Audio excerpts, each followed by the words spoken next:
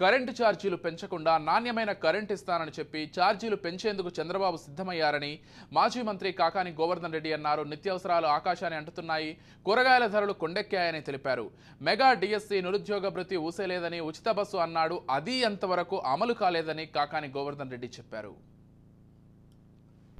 ఎన్నికలకు ముందు అనేక రకాలైనటువంటి హామీలు ఇచ్చాడు.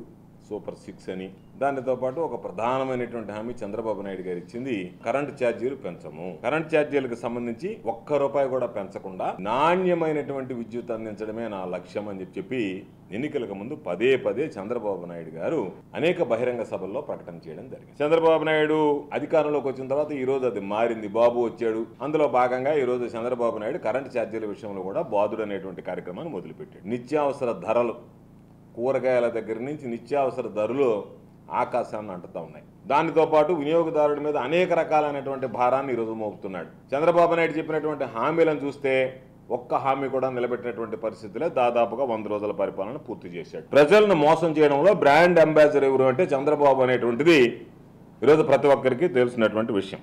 కళ్ళు మూత వేయకుండా నిట్ట నిలువున అబద్ధం చెప్పగలడు, నిట్ట నిలువున జనాన్ని మోసం చేయగలడు. అందులో భాగమే ఈరోజు కరెంటు ఛార్జీలకు సంబంధించి నేను పెంచను అని పదే పదే చెప్పి ఈరోజు దాదాపుగా మరలా కరెంటు ఛార్జీలకు సంబంధించి కరెంటు ఛార్జీల విషయంలో చంద్రబాబు నాయుడు మాట తప్పి ప్రజల నడ్డి వేరవడానికి ఈరోజు పూనుకున్నటువంటి సంఘటన అని చెప్పి ఈ సందర్భంగా తెలియజేస్తుంది. ప్రజలను మోసం చేస్తా పెనుభారం ప్రజల మీద మోయడానికి సిద్ధపడ్డావు, అది మంచి పద్ధతి కాదు అని చెప్పి హితవు చెప్తూ ఇప్పటికైనా చంద్రబాబు నాయుడు బుద్ధి మార్చుకొని ఏదైతే గతంలో చెప్పామో, ఓట్లు దండుకున్నావో, ఓట్లు వేయించుకున్నావో, ఎన్నికల ముందు హామీ ఇచ్చావో, ఆ హామీకి కట్టుబడి ఆ హామీ మీద నిలబడి ప్రజల మీద దయచేసి అదనపు విద్యుత్ ఛార్జీలు పెంచకుండా విద్యుత్ బాధుని ఆపమని చెప్పి